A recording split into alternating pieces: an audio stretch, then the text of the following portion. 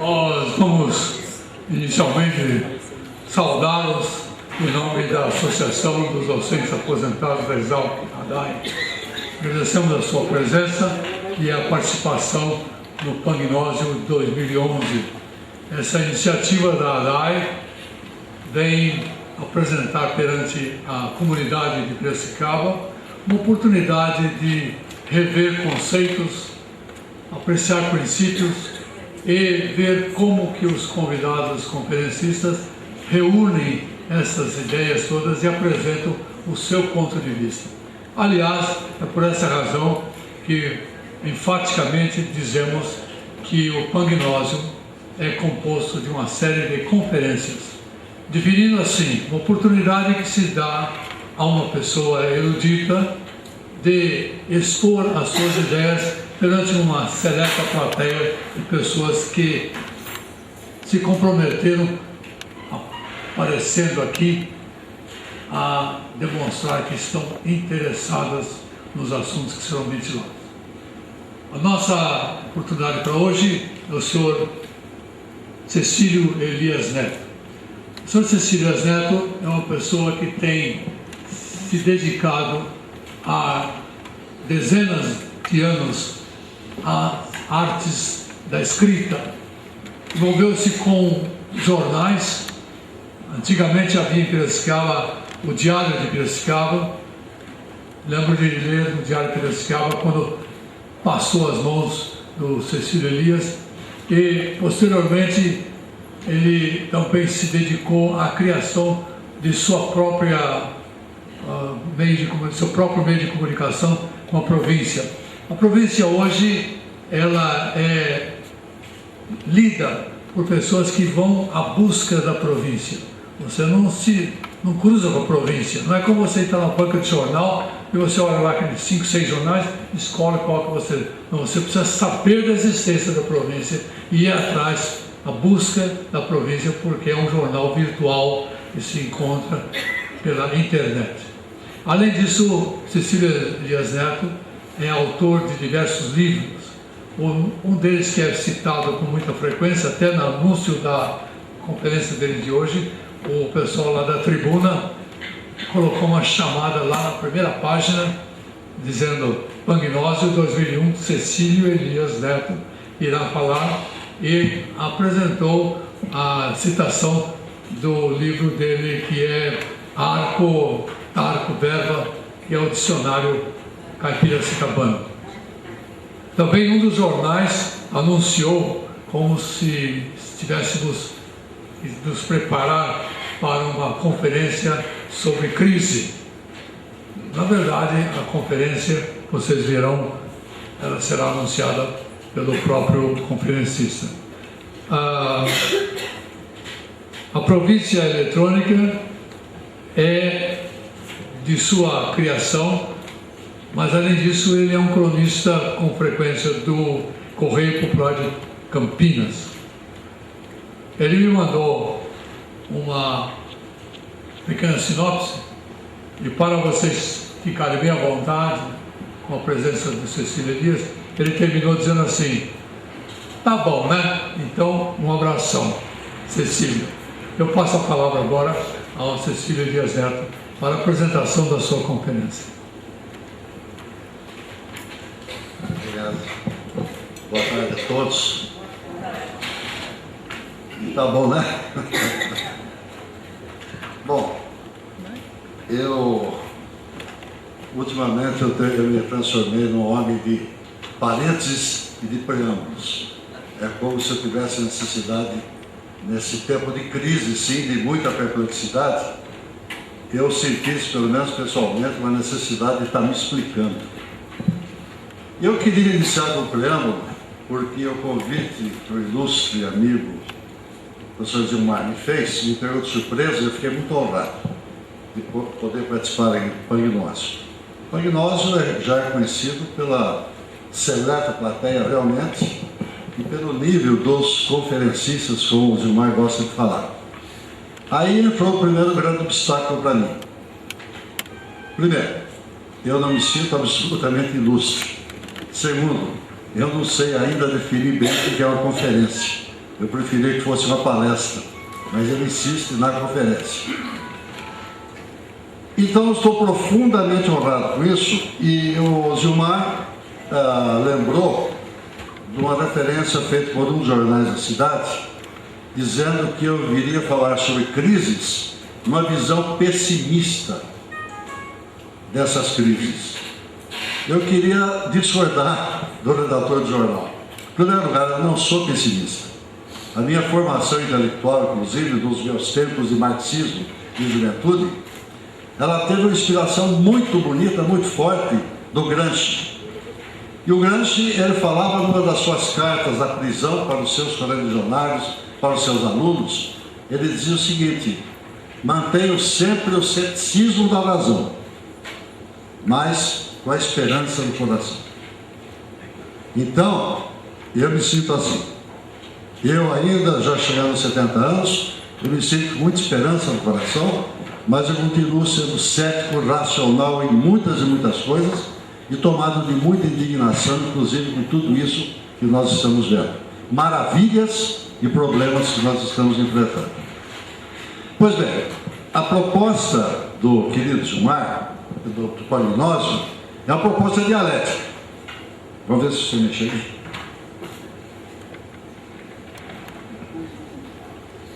Então, eu devo falar hoje sobre a humanidade está no processo de decadência e degeneração moral e social, dominado pelo dinheiro.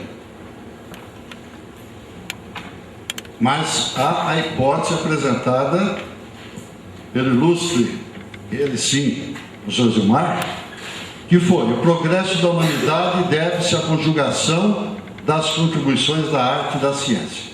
É uma hipótese que ele propôs que tivesse uma síntese. Portanto, é um processo dialético.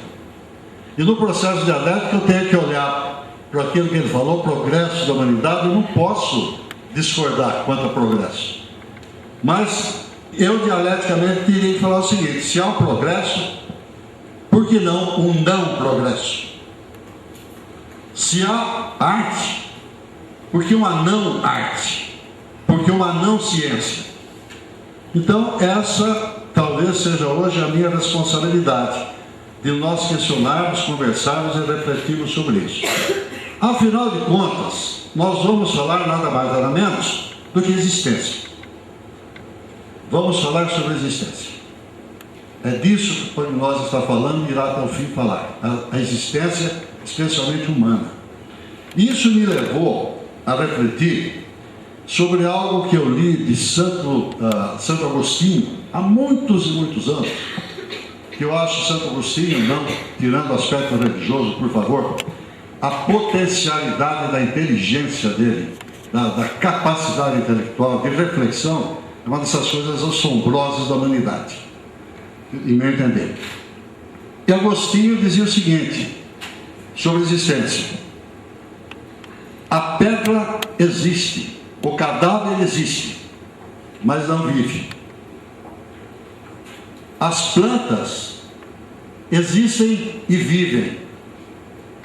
Os animais existem e vivem. O ser humano, o homem, ele existe, ele vive e ele é. Ou seja, ele pensa, ele raciocina, ele reflete, ele toma decisões, ele faz opções, ele faz escolhas. Então, nós estamos falando sobre a existência e sobre o homem, a humanidade. Eu gostaria então de começar pelo homem. Etimologicamente, homem, a palavra homem, aí que eu acho a grandeza, a beleza que está sempre esquecida. Homem é o humus. Humus é a origem da palavra homem, é o humus. Portanto, o homem é terra. Daí se entende quando no mito de Adão, fala que o homem foi criado pela argila, ele foi moldado, ele é argila, e a palavra Adão significa exatamente isso, terra vermelha, argila. Então vejam bem, a humanidade não passa disso. A humanidade é um conjunto de homens, é o conjunto dessa argila que está sendo amoldada, que está sendo formada e que ainda está inacabada. A humanidade, portanto, é um processo, é uma construção, é uma obra que está sendo revelada. Então, esse mito de Adão, eu acho, tirando o aspecto, claro, religioso, mas eu acho a mitologia fundamental para a sabedoria humana. A sabedoria humana é formada também pela mitologia.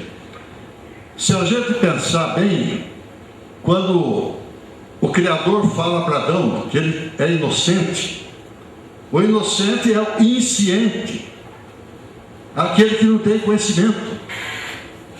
Ele é o ingênuo, ele é inocente.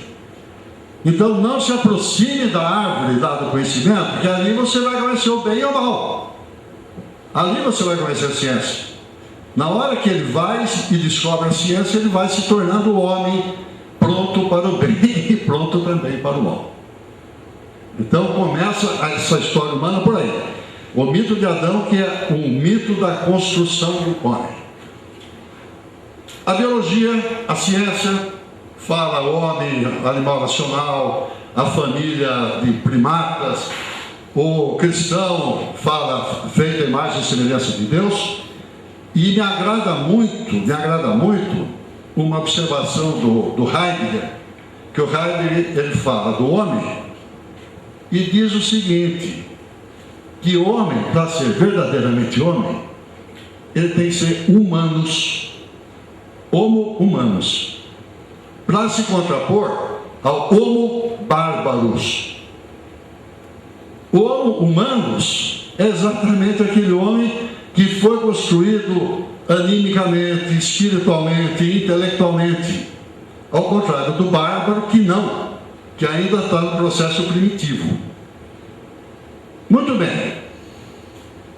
Os romanos, aliás, o Heidegger, ele ainda diz o seguinte, que os romanos, depois que assumiram a civilização grega e criaram a civilização depois greco-romana, eles criaram o homus romanus como significado do homem.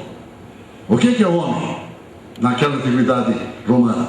O homus romanus, porque ele tinha a cultura grega, ele estava instituindo o direito, eles estavam criando uma nova civilização. E aliás havia um filósofo pouco conhecido, acho que Frídico, uma coisa assim, não me lembro mais, que quando pediram para ele a definição de homem, ele falou grego. Como? Grego é homem. Ou seja, alguém para ser homem tem que ser grego, porque tinha a cultura grega, tinha o conhecimento grego. Muito bem, então nós estamos falando de um processo. Tanto assim que quando se fala de humanismo, nós estamos falando sempre do aperfeiçoamento moral. Aperfeiçoamento moral. Hoje, fala-se de muitas formas de humanismo, mas todas elas falam do aperfeiçoamento moral do homem. O Nietzsche, para mim, ele faz uma observação que vale por tudo até hoje. O homem, esse animal indefinido. O homem está em busca ainda de uma definição, em busca de uma realização. Muito bem. Para vir aqui falar para os senhores, eu falei, não, preciso ir em busca de outras fontes. E eu tenho uma preciosidade que eu ganhei há muitos anos, é o Magnum Lexicon, é um dicionário latino, de 1833. Até eu adquiri uma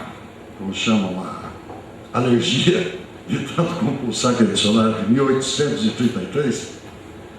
E esse dicionário, então, ainda não impregnado da modernidade, aquele troço todo, fala sobre o homem. E eu fiz questão de fazer umas anotações para que elas me servissem como argumento para aquilo que eu pretendo falar para os senhores. Então, o que é humanidade? Além do gênero, de representar o gênero humano. Vejam bem, no dicionário Magnum Lexicon 1833, falando de Ovídio, falando de Homero, falando de Cícero, as referências deles, humanidade significa cortesia. Humanidade significa benignidade. E há um advérbio, que é humane. Humane significa mansamente. Mansamente. Ainda hoje, vejam bem, quando alguém faz um bem, a gente fala, fulano é humano. Se alguém faz o mal, pô, esse cara é desumano. Se alguém está no trabalho penoso demais, é um trabalho sub-humano. No entanto, a palavra cortesia, a palavra benigno, sumiu do nosso dicionário da relação ser humano. Da mesma forma que hoje estamos falando de humanidade, nós poderíamos talvez falar o que humanidade nós estamos falando. De qual? Se a humanidade hoje, ela supõe cultura, se ela supõe cortesia, se ela dignidade, valores humanos, de qual que nós estamos falando? É uma só humanidade? Como seria uma só civilização? Ou são diversas humanidades ou diversas civilizações? É que na história que eu costumo dizer é o seguinte, dos felinos, né? Um gato é um felino, uma onça também. E daí? Eu não vou levar a onça para dormir na minha cama. O que tem um esquimó hoje que ver com o suíço? A não ser a sua origem humana. Quando nós fazemos de civilização, lá vou eu outra vez entrando na etimologia. Civilização começa tive, cidade, tive, cidadão. Civilitas, que é justamente ao sentido de civilização, opondo o que? Ao rústico, que é o rural. Então, o homem civilizado era o homem da cidade. E o homem rústico era o homem da zona rural. Veja a decadência. Que hoje a palavra urbe, era o homem urbano. Era o homem da urbanidade. Hoje, nós estamos com um problema de urbanização. Um dos maiores problemas da humanidade é a urbanização descontrolada. Então, nós não podemos mais falar no homem urbano como o homem cordial, como o homem gentil, como o homem atencioso, o homem culto. E cometemos a estupidez de virar e falar: eu estou construindo uma casa com rústico chique. Então estamos trazendo o rústico de volta, como se o rústico fosse o bom e o urbano fosse o mal. Já estamos invertendo o processo, daí que nós vamos chegar, espero que me ajudem a falar de decadência e degeneração. Polis, a versão grega de cidade, de estado. Polis, cidade, dá o quê? O político, polimento, polidez, polido, policiar-se, policiamento, portanto, regras. O homem polido é o homem da cidade, é o homem político, é o homem urbano. Esse homem está desaparecendo. Esse homem, que o conjunto desse homem é que forma uma certa humanidade que nós estamos tentando falar. Bom, falamos de valores humanos. Alguém pode me perguntar, quais? Eu costumo sempre refletir um pai diante de uma criança. Eu não conheço um pai, por mais bruto que ele seja, que ele não tenha carinho, que ele não tenha boas intenções, que ele não queira o bem, que ele não queira uma vida correta, uma vida limpa, uma vida decente para aquela criança. Então, amor, belo, a beleza, justiça, verdade, solidariedade, a não violência, isso são valores, parte desse patrimônio dos valores humanos. E onde estão esses valores humanos? Vejam bem, nós estamos chegando, vamos chegar a questão que não fui eu que propus, foi o professor Gilmar, sobre o dinheiro, né, que já vai dar muito trabalho para nós. Mas vejam bem, valores humanos hoje, nós estamos com um problema muito sério, porque nós estamos falando muito mais de preços do que de valores. Quase não se fala mais de valores. Alguém vai falar, eu estou no mercado. Ele fala, estou no mercado. O que é? Está disponível para dar seu conhecimento, será o que, seu trabalho? Para o mercado. Ou seja, ele vai comercializar-se. Vai comercializar, fazer uma troca, um comércio. Então, a questão de valor está entrando em conflito. O que é o valor? Você vale ou você tem preço? Isso quanto custa? Primeira coisa que um jovem vai hoje numa empresa, talvez pergunte para ele, quanto você quer ganhar? Ou seja, qual o seu preço? Eu já vi jovens que quiseram ser contratados por mim, que a primeira coisa que eles falaram, quanto eu vou ganhar? Eu nem sabia o que eles sabiam. Quanto eu vou ganhar? Né? Ou seja, qual o preço que você vai me dar? Bom, gente, esse homem, ele entra, o progresso da humanidade deve-se à conjugação das contribuições da arte e da ciência. Sim e não. Não ciência, não arte. Arte. Falou-se maravilhosamente da estética. Muito bem. Eu colocaria para um entendimento, dentro dessa dimensão humana do homem, começaria por uma frase do Dostoiévski do livro O Idiota. O idiota, que era príncipe, ele vira e fala, a beleza salvará o mundo. O interlocutor dele pergunta, beleza? Qual beleza? Ele repete, a beleza salvará o mundo. Eu não perguntaria qual a beleza mais hoje, mas nós poderíamos perguntar, onde está essa beleza? Onde está? A beleza, ela nos chega pelos olhos e chega pelos ouvidos. Primeiro os dois sentidos que captam a beleza. Se, no entanto, eu ligar a televisão, eu estou vendo todas as tragédias do mundo, estou vendo o BBB, estou vendo as piadas infames, estou vendo as grosserias, ouvindo as barbaridades, eu não sei, não estou conseguindo achar a beleza no que eu olho pela televisão. Eu acho a beleza no meu jardim. Aconteceu-me agora domingo. Nós recebemos a visita de uns jovens, eles moram em São Paulo. Uma menina, eu vi de repente ela naquele jardim, nós fomos sentados. Ela sentado lá, ela começou a olhar, falou, olha, estou me sentindo tão bem, eu nasci em Goiás, passei minha vida em Goiás, em fazenda.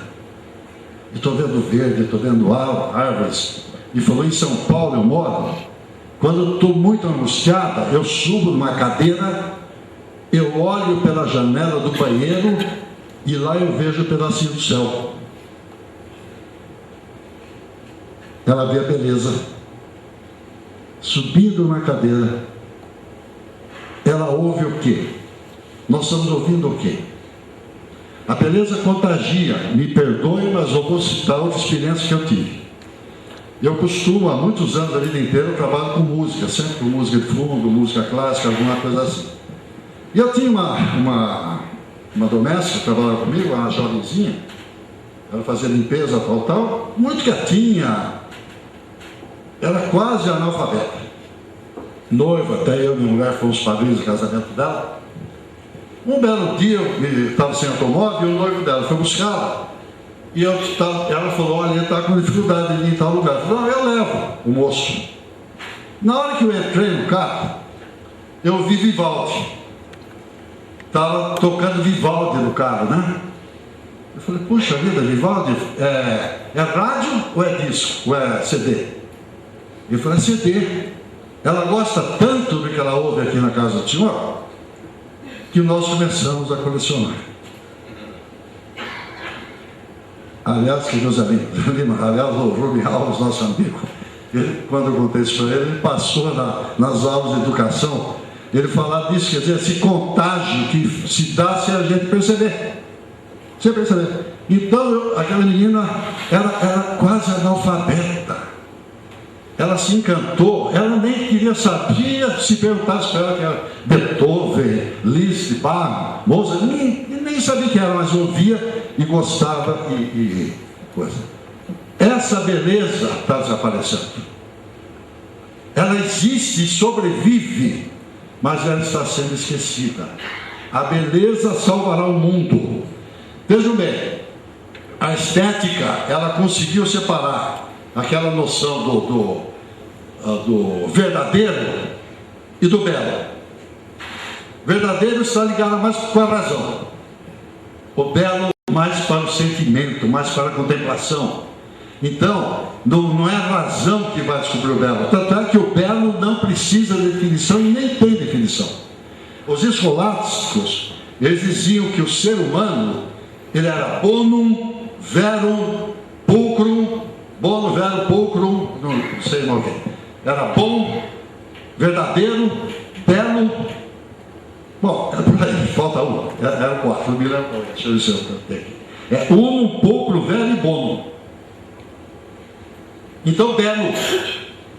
De repente, a filosofia, de repente, a estética, eles chegam e separam o verdadeiro do belo.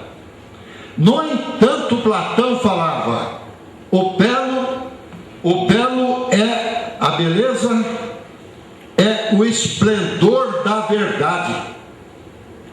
A beleza não é a verdade, mas a beleza é o esplendor da verdade. Quando a verdade esplende, ela explode, ela refulge, aparece o belo, surge o belo. Onde está o belo? Não vamos falar como para o idiota se perguntou ao idiota do Dostoiévski, qual a beleza? Onde está a beleza? Ela está desaparecida por aí. Tem uma que queria deixar uma colaboração para vocês, para os senhores, que de uma carta que eu acho uma das peças mais lindas da literatura e da filosofia, é a carta de João Paulo II aos artistas. É uma peça literária que é comovente e de uma profundidade fantástica. Ele diz o seguinte: a arte é um artifício a serviço da beleza. Logo, o artista é o artífice. O artista é o artífice. E ele completa: o homem é chamado a ser o artífice de sua própria vida. Eu pergunto, onde estão os artífices? Ciência, arte e ciência. Eu me desculpe, mas eu não terei o atrevimento de falar em ciência para os senhores. E aqui na Exalc, né? A ciência é o patrimônio dos senhores, o conhecimento dos senhores. Mas eu penso na não ciência. Então eu me atrevo a perguntar, dialeticamente: toda ciência tem sabedoria? Ela procura conhecimento, mas tem sabedoria?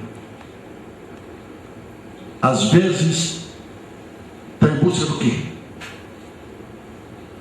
Em busca do quê? Para onde vai? A ciência muitas vezes não sabe para onde vai. De repente ela está invadindo outro caminho. Não sabe o que vai ser dela depois. Veja, por exemplo, a tecnologia, o que faz das grandes descobertas da ciência. De repente, uma energia nuclear maravilhosa se transforma numa bomba atômica. Agora a invasão da Líbia foi um desfile de conquistas fantásticas da ciência. Fantásticas. No quê? Na indústria de armamentos. Aviões, projetos balísticos, bombas.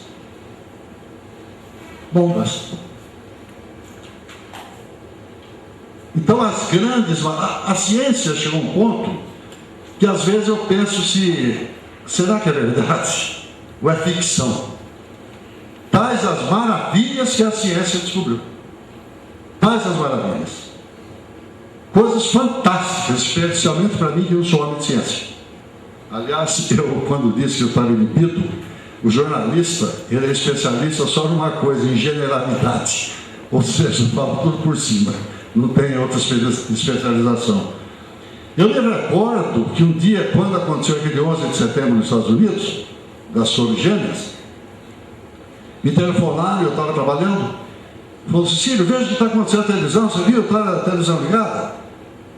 Eu falei: não vou ligar a televisão no celular, umas 10 horas da manhã, mas eu fui e liguei. Eu vi um avião batendo assim, né? na torre, né? Filme, né? Achei que era um filme de efeitos especiais. Falei: o que o cara quer que eu veja? Procurei outro canal, o avião batendo. Na terceira vez eu falei: para, isso é real. Isso é real. Quer dizer, a ciência também tinha produzido aquilo. E a ciência estava me trazendo a tecnologia para dentro da minha casa. Estava vendo tudo aquilo. Então, as maravilhas da ciência, o mundo chegou nunca, eu vou repetir o Lula, né? Nunca na história da humanidade, nunca antes da história da humanidade, o mundo chegou a um esplendor científico como nós chegamos. Os recursos humanos, o conforto do homem, de uma parte da humanidade. Então, meu Deus, o progresso da humanidade deve-se à conjugação das contribuições da arte e da ciência. É uma afirmação do meu Ilúcio Gilmar. Tá, o progresso de qual humanidade? Quer dizer, 1 bilhão e 300 milhões de pessoas que estão, segundo a ONU, morrendo de fome. 1 bilhão e 300 milhões morrendo de fome. Os Estados Unidos, nos 3 primeiros dias da Líbia, agora, gastaram 300 milhões de dólares nos 3 primeiros dias. São 3 trilhões de dólares já gastos, já gastos na guerra do Iraque e Afeganistão. A maior indústria que nós temos no mundo é a indústria petrolífera. E a segunda maior indústria é a indústria de armamentos. O nosso ilustre e querido amigo, que os senhores conhecem, o professor Rubens Trevisan, está se preparando para fazer uma palestra. Ele me conta da pesquisa que ele fez, que está fazendo, se a indústria de armamentos parasse de investir apenas 10%, só 10%, ela resolveria todos os problemas de fome do mundo. De que progresso, então, nós estamos falando? De que progresso que nós estamos falando? De que humanidade que nós estamos falando? Arte. Qual arte que nós estamos falando? Se hoje a arte virou mundo de espetáculo. Que grande artista, que grande compositor, que grande pintor que surgiram agora nos últimos 30 anos, 40 anos. Vamos falar aqui no Brasil, cantor Calbi Peixoto, endeusado, incensado, com 80 anos. Está aí o Calbi Peixoto, está aí Hebe Camargo com 82 anos, está aí o Roberto Carlos com 70 anos, Caetano Veloso, Chico Buarque de Holanda. Então, toda uma geração que não foi renovada, que dê arte, que dê a música, que dê a composição. Nós estamos tendo o quê? Uma cultura de massa. E essa cultura de massa começou aqui, que vai ser o último tema meu. O dinheiro, que não é o dinheiro em si, mas é o estilo de vida que nos foi imposto, da matéria, do materialismo e do poder econômico prevalecendo sobre tudo. A arte hoje se transformou numa indústria cultural. É uma arte empacotada, já vem de encomenda. A arte e a ciência elas estão sendo influenciadas pelo poder econômico. Hoje, os nossos cientistas jovens não vão pesquisar o que eles querem, ou pesquisar o que precisaria pelo idealismo. Eles vão pesquisar conforme o financiamento que eles tiverem, seja do Estado ou seja do poder privado. E vai ser do interesse do Estado e do interesse do poder privado, o financiamento da ciência. Como está sendo também o financiamento das artes. É uma patronagem em cima da arte e da ciência do mundo todo. Bom, mas são milagres que a ciência está fazendo, que para mim são milagres. Então, de tal maneira, veja bem, com a tecnologia está fazendo para nós coisas tão fantásticas, que vão pegar um grande especialista em saúde, de repente ele é absolutamente incompetente diante de uma pequena máquina. Ele não sabe mexer naquilo, não sabe mexer. É aquilo que você falava, que o que interessa é a função, né? É o funcional. É o funcional que se diz na sua palestra. Gente, o conhecimento está sendo jogado no lixo. O conhecimento está sendo para poucos. O conhecimento cada vez mais como elite. Vamos no caixa de um banco, no caixa do supermercado, a moça do caixa ela não precisa saber nem ler. Ela só precisa saber os decimais. Ela passa o scanner, já deu o preço, tem a nota lá, ela sabe quanto e conhece a moeda. Está aqui. Deu R$100, ficou 45, a máquina falou que você tem que devolver 25, 55. Ela devolve. Não interessa o que está sabendo. Para quê? Outra coisa, para que eu vou aprender? Hoje eu estou falando do PowerPoint. Para que eu vou aprender PowerPoint se tem um técnico que pode me fazer por mim? Não é assim? Fazer por mim. Para que eu vou cozinhar na minha casa, arte culinária? Para que essa besteira? Se eu vou lá no restaurante por quilo, se eu encomendo, eu deixei em minha casa prontinho.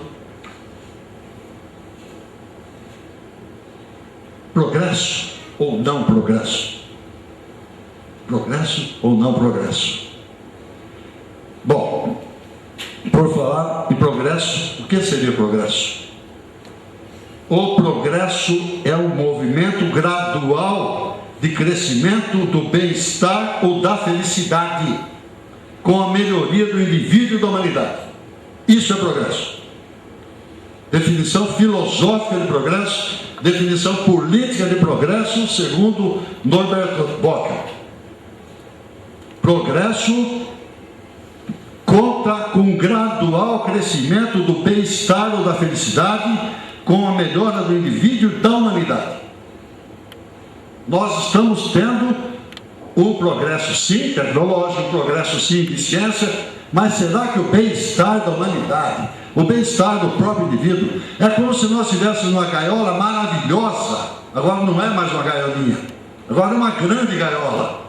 Imagine agora 8 milhões de brasileiros, graças ao Lula, né? Eles viajaram de avião pela primeira vez no ano passado.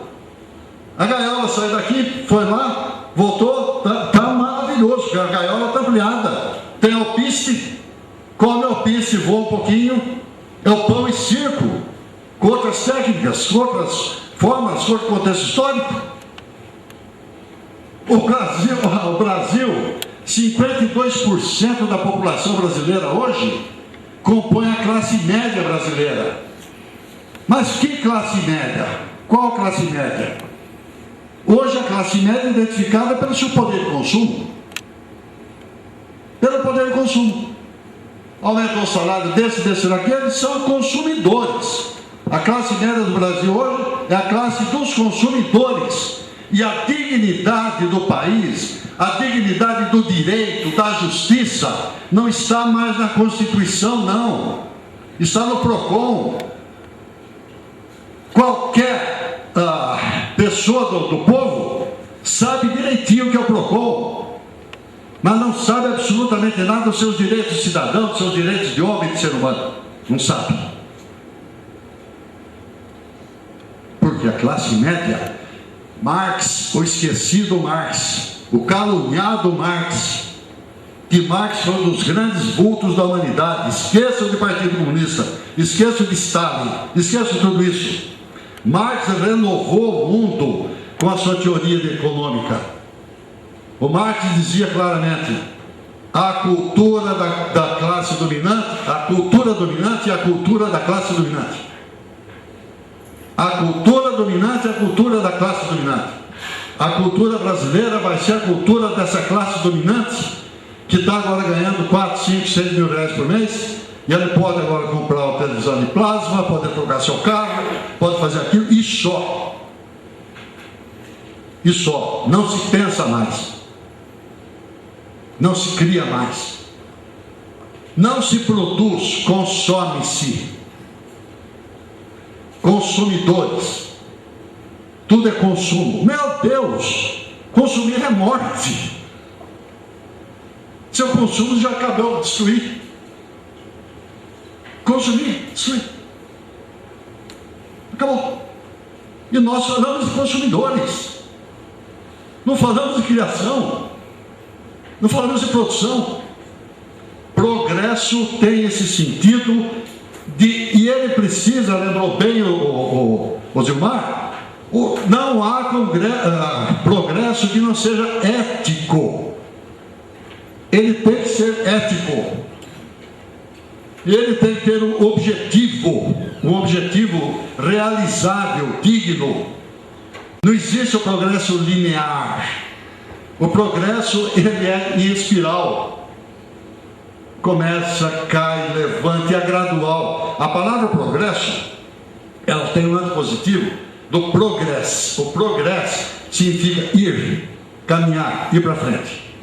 E outro, grade, que significa o quê? Gradual. Então, progredir é ir para frente gradualmente diante do objetivo. Qual o objetivo?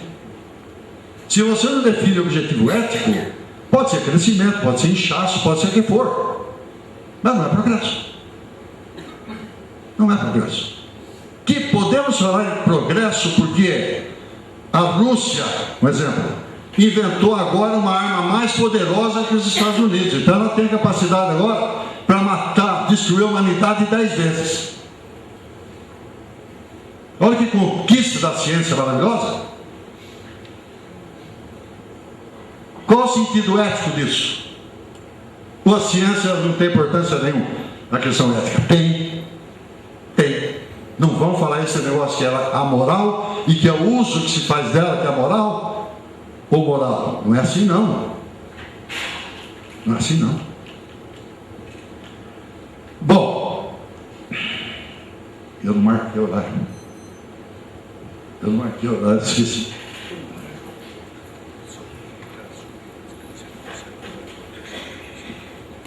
Voltando a Santo Agostinho, a minha preocupação hoje é o seguinte: a tecnologia, eu sou admirador, sou fascinado pela ciência e tecnologia. Eu acho, aquilo que falei, é a questão para mim parece ficção. Eu fico pensando como que o homem conseguiu criar isso, meu Deus. Como? É que nem na arte, por exemplo, eu vejo o compositor. Meu Deus, como ele conseguiu compor isso? De onde que veio? De onde veio? Essa abstração, essa fantástico. Eu me recordo quando o homem chegou na Lua. Meu Deus, Flash Gordon, lembra do Flash Gordon? Aconteceu, Júlio Verne, aconteceu. A capacidade fantástica do homem. Mas esse progresso, ele traz junto, esse desenvolvimento, essas conquistas, elas trazem junto o medo. Há um medo coletivo, o medo das próprias conquistas científicas. Onde isso vai parar? Para onde que isso vai? Então chega e fala: olha, clonagem, o que vai sair disso? A bomba atômica. Há o medo. É o medo que é coletivo, é o medo que vai se espalhando a ponto de gente começar a negar o progresso da ciência, ter medo do progresso da ciência. Então é outro risco. O novo traz medo, o novo traz insegurança, e nesse erro nós não podemos cair. O novo, vamos ficar presos no passado? Não. Permitir que o novo aconteça. Mas saber, Santo Agostinho, voltando a ele, Santo Agostinho dizia o seguinte: nada é mais antigo do que o novo. Nada é mais antigo do que o novo. Porque o novo, ele acontece sempre. Acontece sempre. Então a gente fala de valores e de princípios, aquele negócio todo, e eu sempre me lembro de uma imagem do Jung. O Jung fala do rizoma da árvore, né? Então eu penso muito assim na árvore, com as suas raízes. De repente naquela primavera é flor, no outono é fruto, de repente no inverno cai as flores, cai as folhas, no outro ano se repete. Então existe o princípio que é a raiz, e os valores que são os galhos, as plantas que vão se renovando. Então os valores não mudam, eles se adaptam, eles se renovam.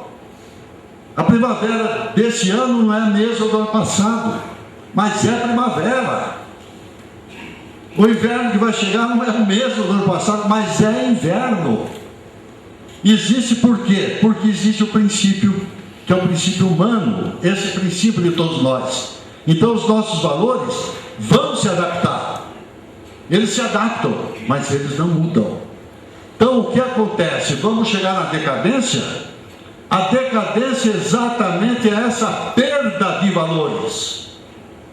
Quando esses valores já não têm mais significado para uma civilização, para uma comunidade. Então, por exemplo, nós vivemos um contrato social. Qual o contrato social? Contrato social, o bem privado é o bem privado, o bem público é o bem público. Você não vai invadir minha casa, você não vai andar pelado na rua, você não vai fazer xixi na rua, que nem o Rio de Janeiro inteirinho fez durante o carnaval, foi mostrado para o mundo inteiro, né? Quando esse contrato social começa a ser rompido, começa a ser desvalorizado, começa a decadência. É a decadência. A Idade Média foi decaindo, é um livro fantástico chamado Outono da Idade Média. Ela vai decaindo quando vai perdendo os seus valores, não vão mais acreditando naqueles valores, e vai surgindo a modernidade. Então vejam bem a maravilha do progresso e da decadência. O progresso contém o germe da decadência. Contém o germe da decadência. Porque ele é espiral. Ele vai, daqui a pouco ele cai, daqui a pouco ele volta. E a decadência contém o germe do progresso. Porque ela termina para começar de novo. Ela decai para o recomeço. Então, a decadência, eu anotei para nós refletirmos, Heidegger, ele diz o seguinte: decadência é o estado de queda da existência humana ao nível da banalidade cotidiana. Vou repetir. É o estado de queda da existência humana ao nível da banalidade cotidiana. Não me venham dizer que não está acontecendo isso. Não me venham dizer que não está acontecendo isso. E a banalidade cotidiana é alegria pela fofoca, alegria pela tagarelice, alegria por nada, para aquilo que é pessoal, para aquilo que é descartável, aquilo que não tem mais importância. A vida não tem sentido. Qual o sentido para a vida? Daí, grande porcaria. O ser humano é o único ser vivo que sabe que vai morrer. É o único. É o único que sabe. Desde criancinha ele sabe: eu vou morrer. E é o único estúpido que não vive o seu dia como se fosse o último. Ora, se ele sabe que vai morrer, porque não vive o último, seu dia hoje na plenitude daquele dia, meu Deus? Por que não? O cachorrinho que está lá em casa, para ele não ter noção do dia, se é o último, se é o primeiro, ele está vivendo aquele dia dele. De repente, não. nós não temos mais sentido, porque a vida, não estou preocupado com morte, não estou preocupado com a vida, não estou preocupado com o ontológico, não estou ocupado com o transcendental. Nada mais interessa, é a decadência. O Império Romano decaiu assim, os egípcios decaíram assim, não foi por imoralidade sexual, não. Foi pela impessoalidade, por essa perda de valores, que não adianta mais, nada mais interessa e nada mais importa. O Hegel, eu acho que ele complementa exatamente isso. A decadência se dá quando os membros de uma sociedade, de uma cultura, contestam a moral vigente, os valores e as normas instituídas. O que nós estamos fazendo atualmente? Exatamente isso. Se vocês pegam, quando a gente fala de banalidades, de tagarelice, de desimportância, é só ligar a televisão. Qualquer programa hoje, apresentador de televisão, ele se dá o direito de dar orientação de vida. Ratinho está dando orientação de vida, não sei quem está dando orientação sexual, o outro está dando orientação matrimonial. Está todo mundo hoje é especialista em moral, especialista de amor, especialista disso, daquilo, falando com a maior banalidade do mundo. Tudo virou banal. Por que não incesto? Pois não, qual o problema? Qual o problema? Homossexualismo? Dá a escolha. A escolha. A opção. Ele fez a opção. Caramba, e o pedófilo não fez a opção? Por que o pedófilo não pode ter direito então à opção? É a opção sexual dele. E o necrófilo? Eu gosto de cadáver.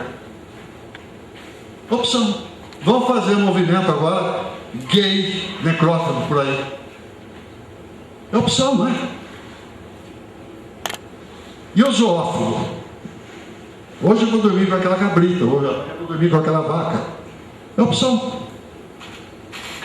É um desmoronamento. É um desmoronamento. Tudo vale. Tudo é relativo. A árvore não tem raiz? A árvore não tem raiz. Então é sim decadência moral e decadência social, e é degeneração. Porque o que é degeneração? Gênero. Quando você nega o seu gênero. E se nós falamos de gênero humano, que o gênero humano, humanidade, é a bondade, a cortesia, a benignidade. Se nós estamos negando isso, faltando a isso, nós estamos nos degenerando. Ou seja, recusando a nossa própria espécie, o nosso próprio gênero. Então, sim, eu confirmo, na minha antítese, que é uma decadência e é uma degeneração. Senhoras e senhores, e por causa do dinheiro aqui eu dou outro nome.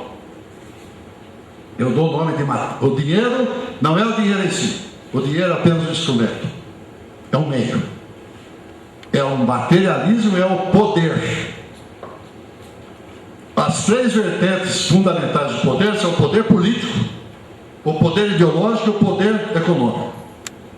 O poder político é o mais poderoso, seria o mais poderoso, porque detém o poder da força.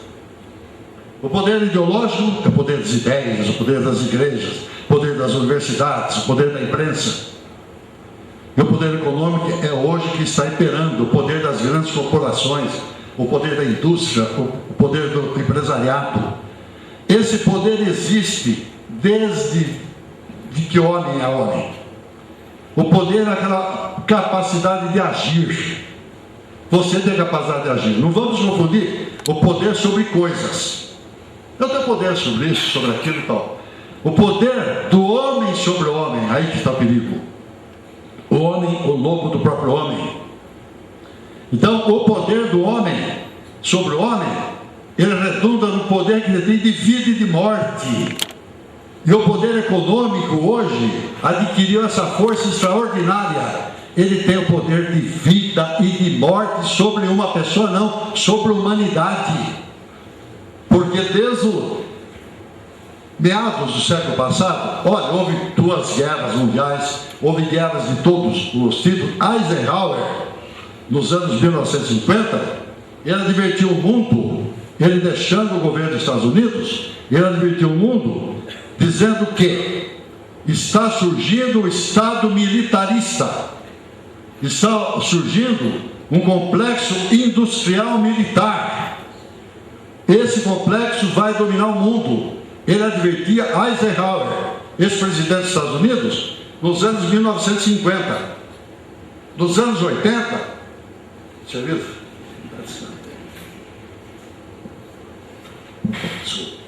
Nos anos 50, perdão, nos anos 80, Milton Friedman conseguiu, com a sua escola econômica de Chicago, ele conseguiu o apoio de Ronald Reagan, Margaret Thatcher. Foram se criando então as novas ideologias, que era o tal do neoliberalismo, que é a economia de mercado. Para eles resolve tudo, é uma farsa, é uma mentira. Só que é um poder tão grande que a imprensa está envolvida nisso, as universidades estão envolvidas nisso. Hoje confunde-se economia de mercado com democracia. Democracia são valores humanos formidáveis, que implicam justiça social, implica dignidade, implica honestidade, o trato da coisa pública. É uma conquista humana extraordinária. Não tem nada que ver com o mercado, que mercado é zorra, é compra e venda. Mercado é desregulamentação. Para a economia de mercado funcionar, não pode haver lei, não pode haver ordem. Então, o banco manda, a indústria manda, o empresário manda. Eles elegem presidentes da República, eles elegem congressos inteiros nacionais, não só no Brasil, no mundo inteiro. Então, nós estamos diante de um poder silencioso. É como se fosse uma sociedade anônima. E eu não sou comunista, hein, pelo amor de Deus. Fui, não sou, hein? Agora esqueci de falar. Então, nós estamos, é um poder silencioso que não aparece aqui numa sociedade anônima. Quem está na sociedade anônima? Ninguém sabe que está, só conhece o presidente, a diretoria. Existe um livro que não está em circulação. Eu consegui comprar esse livro há uns anos, num sebo em Goiânia. Chama-se Clube Bilderberg. Já ouviram falar do Clube Bilderberg? Ele conta, parece uma história de ficção. Se não revelasse as fontes, ele fala, não, isso daí é teoria conspiratória. Ele previa, sabe o quê? O dinheiro virar aí, o dinheiro de plástico, virar uma só nação, está aí a União Europeia, sabe? Os esforços de um governo único, uma só língua, sabe? Então, quando chega o politicamente correto, quando chega o pensamento único dos Estados Unidos, o consenso de Washington, nós achamos bonito, ficamos quietos. Outro dia eu escrevi um artigo e eu usei a palavra negro. A coisa está assim, está negro, isso daí está feio, está negro. Eu recebi de um bispo protestante uma carta furiosa que eu era preconceituoso, porque eu usei a palavra negro. Falei, tá bom, agora eu vou falar o seguinte: nossa, essa noite está afrodescendente.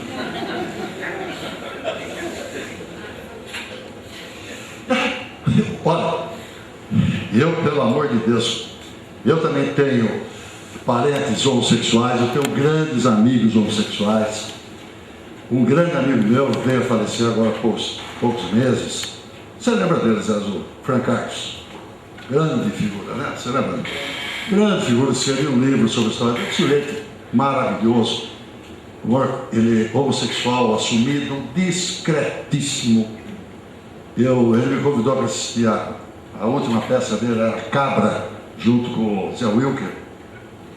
E terminou e fomos jantar todos juntos. Estava o Zé Wilker, ele, minha mulher, eu, o Caruso. E ficamos numa conversa maravilhosa à noite.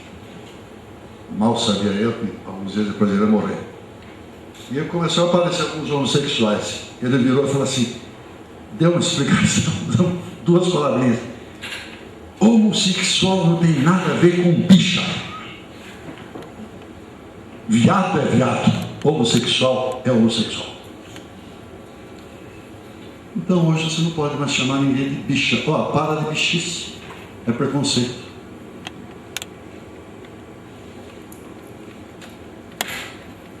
Você não pode ter um conceito. Se você tiver um conceito, você já é preconceituoso. É preconceituoso. O pensamento único, o politicamente correto, que está matando a subjetividade, matando.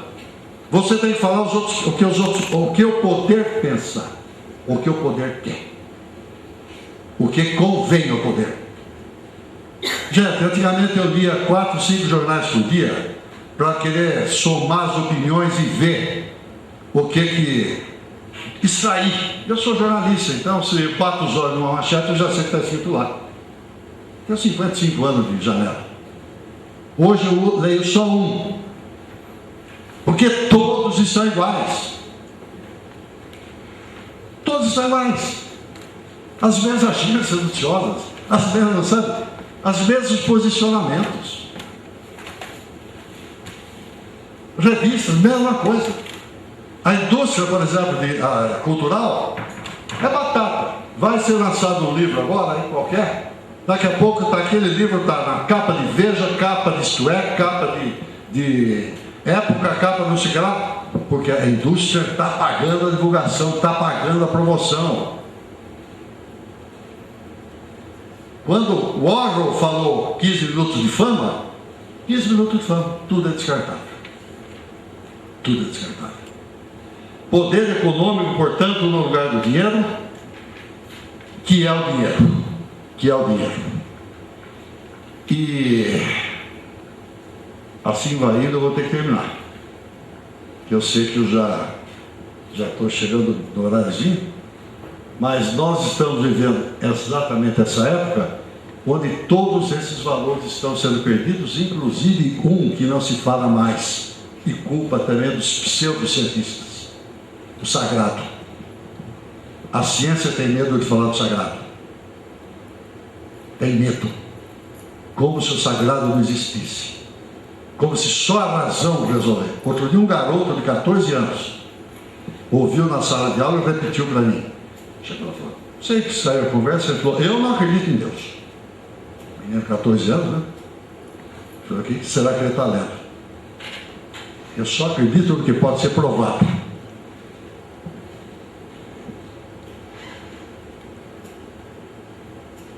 Nós estamos, eu não conheço, ninguém conhece, nenhum agrupamento humano em todos os tempos da humanidade, em que o sagrado não existisse,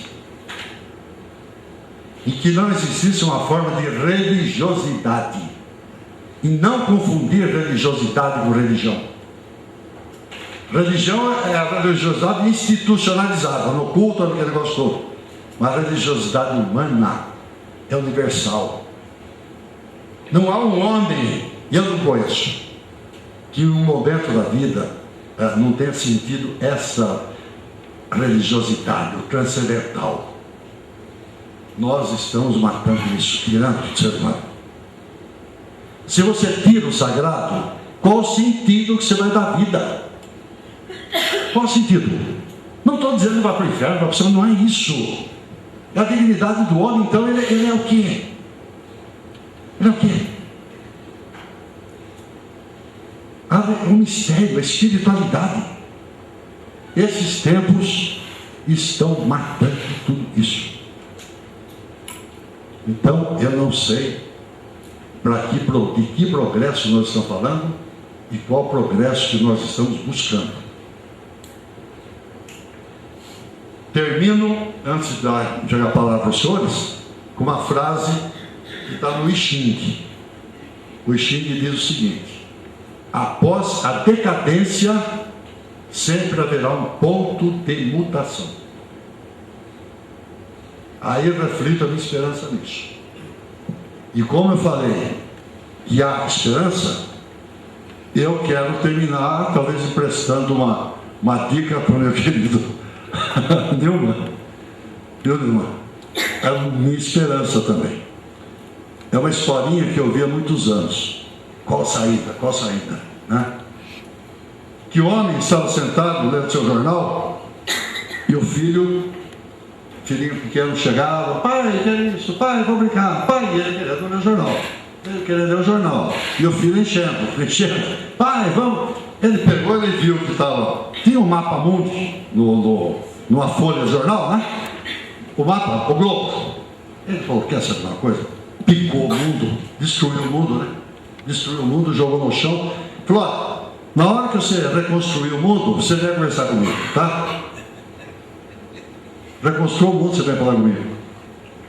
5 minutos, o garoto voltou. Pronto, pai. Falou: mas como? Falou: não, é que atrás tinha um homem. Eu reconstruí o homem. E estava reconstruído o mundo. Obrigado.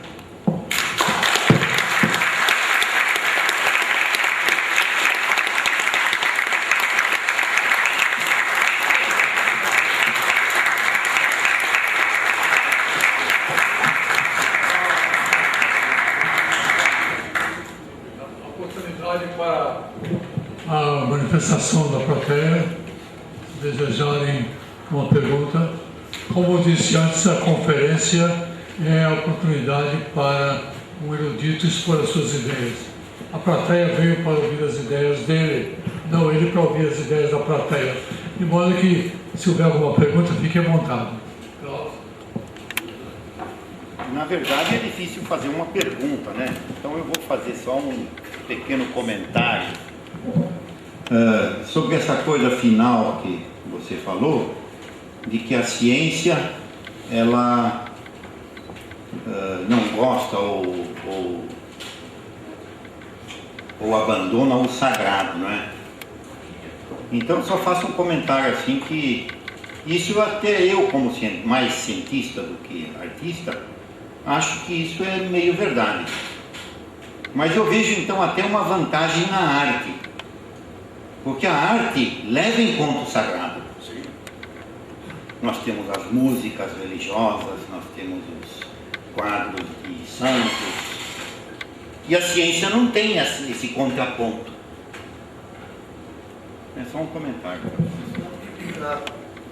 Desculpa, aí foi falha minha também, que eu quis, quando falei do nosso início de existência, eu deveria ter falado uma coisa. Nós estamos atrás das mesmas coisas quase. A ciência vai atrás do como. A arte, a filosofia, a religião vai atrás dos porquês, né? Da coisa. Agora, quando eu disse, eu me referi a pseudocientistas muitas vezes, porque infelizmente o Otto Krockmann não está aqui, que eu queria fazer um agradecimento a ele.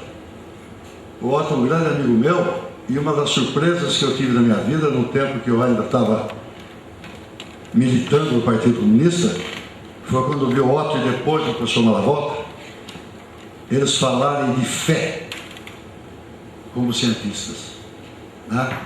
Aquilo me tocou profundamente. Quer dizer, um cientista falando de fé, falando de religião, falando de sua coisa, achei aquilo maravilhoso, um humanismo extraordinário. Quando eu falei de pseudocientistas, é que hoje está cheio de falsos cientistas por aí, que eles negam tudo, né? Negam tudo porque eles não estão fazendo nada também. Nós queremos... Tem pergunta? Tem comentário? Como é que você lida com a infinitude, com a grandeza do universo? Ele não precisa. E como é que você une ou relaciona isso com a crença? Eu gostaria de ver sua opinião. Bom, olha, eu acho que hoje eu não posso falar que eu tenho crença. Eu estou assim, num conflito ainda nessa hora de coisa. Eu tenho muita religiosidade, eu tenho. Entende? O universo me deslumbra. Eu acho, por exemplo, um dos alegrias da minha vida, onde eu moro, eu fico olhando o céu de noite, né? Eu fico aprendendo. Eu falo, puxa vida, como eu sou pequenininho. Entende? Então, acho que esse sentimento de finitude, acho que está em todos nós, né? Na hora que a gente pensa, olhando para... Nossa, você vê o mar, você vê o céu estrelado, você vê... Eu sou o quê, né? E na hora, uma coisa, nós, inclusive homens de ciência, eles têm cabeça ainda geocêntrica. Eles pesquisam heliocentricamente, né? Não, é isso, tal. Mas a cabeça é geocêntrica. Então, tanto é que é o seguinte: estou sentado, olha, vamos embora que o sol está se pondo. Isso é linguagem de poeta. O sol não se põe, né? Vamos terminar, o sol já está se levantando. É a nossa cabeça. Isso influi no nosso psiquismo. Isso mostra o egoísmo que nós temos ainda, o egocentrismo. Então estamos longe, muito longe daquela definição de humanidade, né?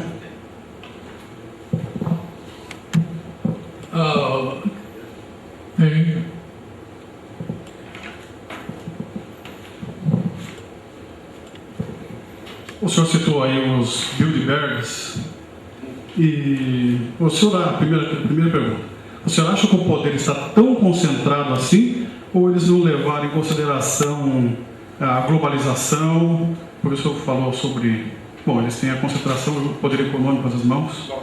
E aí a segunda, e o senhor também citou sobre a ida do homem à Lua. Nesse mesmo contexto, né, nesse mesmo livro, um vídeo que eu assisti também, eu sempre acreditei, nunca coloquei em dúvida que o homem tivesse ido à Lua. Outro dia, vendo um trecho de um filme, eu fiquei na dúvida. O senhor acredita que foi manipulado também? Não. São aquelas teorias conspiratórias, né? Agora, veja bem, a questão da globalização, o homem não mora no globo. O homem mora na sua cidade, o homem mora no seu bairro, o homem mora na sua rua, o homem mora na sua casa, né? Eu me recordo que fui honrado fazer um trabalho para o clube dos eleitores do Brasil. Então eu vi, acho que uns 20, 25 reitores das federais, estaduais, públicas e tal. Eles, para entregar o Fernando Henrique Cardoso, eles advertiam: a globalização vai levar à fragmentação, vai despertar a xenofobia de novo, vai despertar os nacionalismos, vai despertar tudo, porque o homem não vive no mundo. O homem vive com a sua cultura, na sua raiz.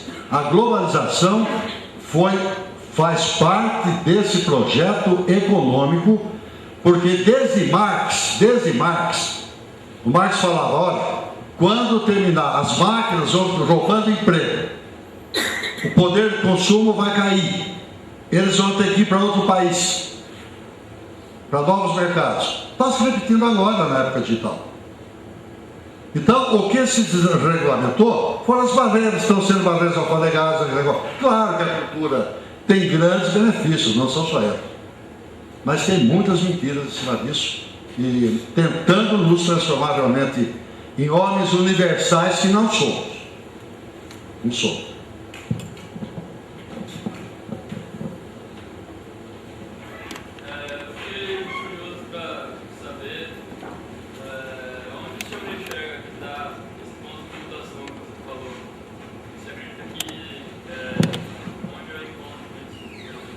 Ele pergunta, vocês estão ouvindo, onde que eu enxergaria o ponto de mutação. Olha, eu acho sinais evidentes. Estou achando sinais evidentes. O desejo, quer ver? Os movimentos ambientalistas, as ONGs que estão se reorganizando, os movimentos sociais, as rebeliões que já começam a acontecer por aí, e até nos pequenos detalhes. Eu, como jornalista, sou obrigado a se atentar a muita coisa.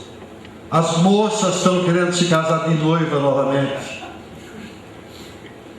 Estão querendo fazer casamentos estáveis. estão começando a pensar mais em família de novo. Os amigos estão se reunindo em pequenos grupos, pequenas comunidades. Eu chamaria de o eterno retorno, né, Nietzsche? O eterno retorno. Aparece o Pagnotti.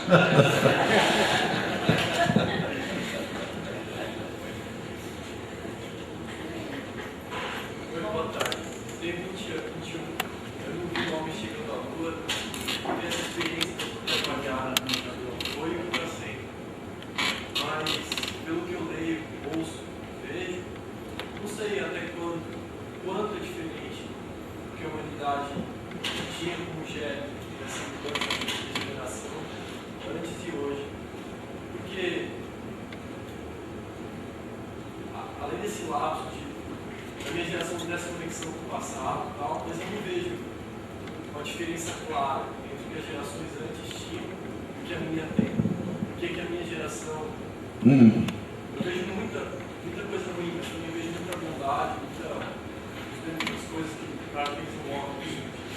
É claro, você não tem ainda, vamos dizer, o referencial, né? Você está vivendo a sua geração. Agora, nós, por exemplo, vivemos já diversas gerações. Eu não voltaria, Aninha. Eu não voltaria. Pelo amor de Deus, eu fazer um curativo de dente sem anestesia, você está louco. Você está louco. Eu escrevi máquina de datilografia outra vez? Não faria. Entende? Eu tenho marca-passo, graças a Deus. Agora, se não existisse marca-passo, eu estava morto. Né? Agora, nós estamos discutindo a moral, decadência moral e social. Né? O progresso científico, fantástico, desenvolvimento científico, é um negócio todo. Mas nós estamos perdendo valores, essa que é a questão. Então tem uma frase que diz que a gente precisaria começar a engravidar a tecnologia de humanidades. Se você humanizar tudo isso, talvez a gente encontre uma saída.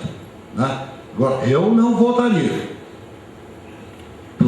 Por mais bonito seja fazer seresta, né, Zé? Fazer seresta, andar pela Rua Governador, pelo Bairro Alto, né, Nilma? Fazer essa seresta tranquilamente. Mas, gente, era uma vida muito difícil. Eu andei de carroção de boi em fazenda.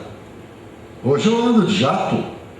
Eu levei meu primeiro livro para publicar, levei embaixo do braço, um calhamaço, fui de ônibus, deixei lá, de um mês depois me mandaram. Hoje, o último livro que eu escrevi, eu mandei 8 segundos pelo computador, pela internet.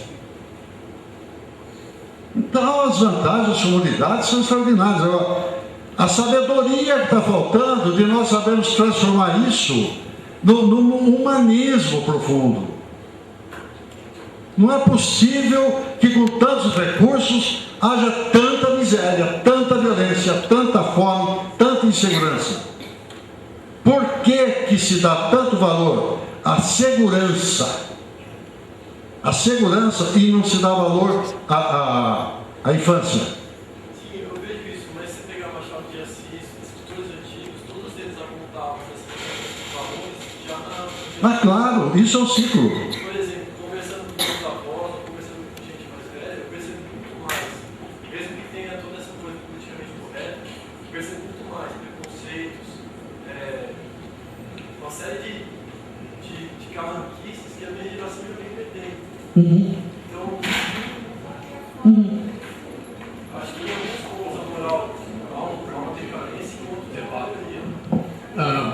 Nós devemos transformar uma série de conferências em fórum de debates.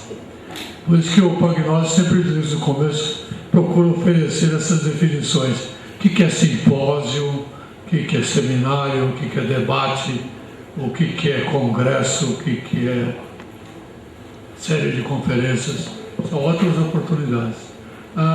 Quero lembrá-los que o plano desse Pagnósio é que haja um simulacro de desenvolvimento de uma tese.